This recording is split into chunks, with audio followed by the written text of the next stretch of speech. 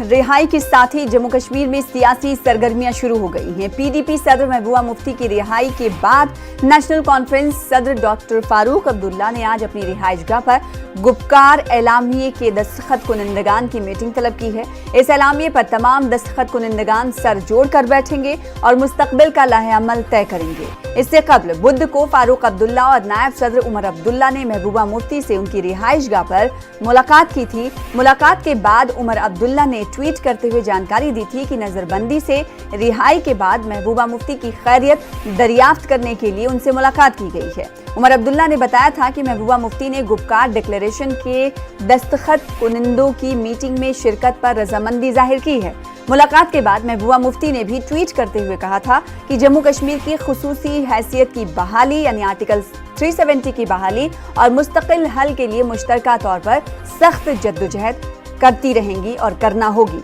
इस खबर पर मजीद अपडेट हासिल करेंगे। हमारे साथ हमारे नुमाइंदे सनम तसद्दुक जुड़ रहे हैं श्रीनगर से। सनम तसद्दुक, आज गुपकार डिक्लेरेशन को लेकर होने वाली मीटिंग पर सभी की निगाहें टिकी हुई हैं और सबसे बड़ा सवाल ये उठता है कि आज होने वाली मीटिंग में क्या कांग्रेस शिरकत कर रही है? देखिए, आज जो मीटिंग होने वाली है, जो गुपकार डिक्लेरेशन है, उसमें सभी पॉलिटिकल पार्टीज को मदऊ किया गया है। और अब ये देखने वाली बात है कि कौन कौन सी जो सियासी जमातें हैं वहां पे आएगी। हालांकि कल जब महबूबा मुफ्ती की रिहाई हुई थी और उसके बाद हर किसी पॉलिटिकल पार्टी ने उसका खैर मकदम किया था और ये ख्वाहिश जाहिर की थी कि जो जम्मू कश्मीर की रियासती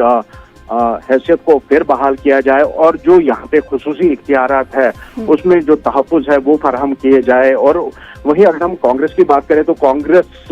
काफी पहले से ये कहना रहा है कि जो स्टेटहुड है उसको वापस देना चाहिए और जो यहाँ की नौकरी है, यहाँ पे जो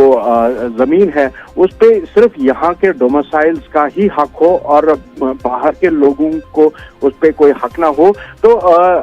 अगर हम देखें तो ये जो सभी पॉलिटिकल पार्टीज है तो इनका एक ही मंशूर है, एक ही जो इनकी सोच है दफा 300 हटाने के बाद की। तो ऐसे जाहिरन लग रहा है कि कांग्रेस भी शामिल हो सकती है, लेकिन ये आज 4 बजे ही पता लग पाएगा कि क्या वाकई कांग्रेस भी इस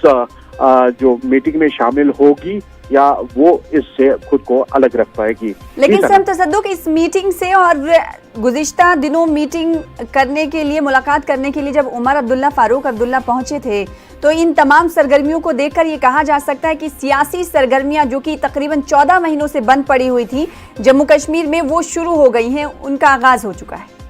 जी बिल्कुल, उस बात की तस्दीक हर पॉलिटिकल पार्टी कर रही है कि यहाँ पे जो 5 अगस्त पिछले साल जो फैसला लिया गया था और उसके बाद जो भी सियासी सरगर्मियां हैं वो ठप हो गई थी और उस पर एक तरह की रोक लगा दी गई थी। जैसे आपने पास्ट में देखा कि कई जो सियासी जमातें, जो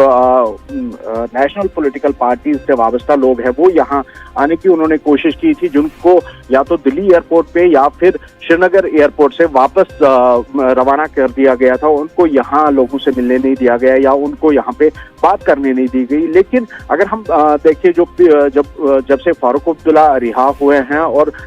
फिर उसके बाद जब उमर अब्दुल्ला रिहा हुए तो उसमें जो सियासी उथल पुथल यहाँ पे शुरू हुई है और यहाँ पे अब जबकि महबूबा मुफ्ती साहिबा भी जो कल बाहर आई है और उसके बाद इसमें और ज्यादा सूरत आ गई है। और कल ही जब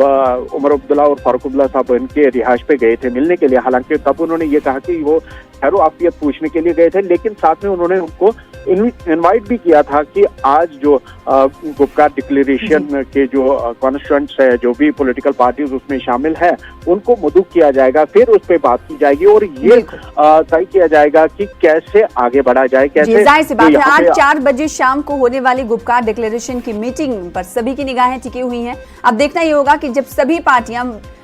मिल बैठकर फैसला लेंगी आगे बढ़ने के लिए तो क्या कुछ हिकमत अमली मुरत्तब करती हुई दिखाई देती है। बेहद शुक्रिया सनम तसद्दुक हमारे साथ जुड़ने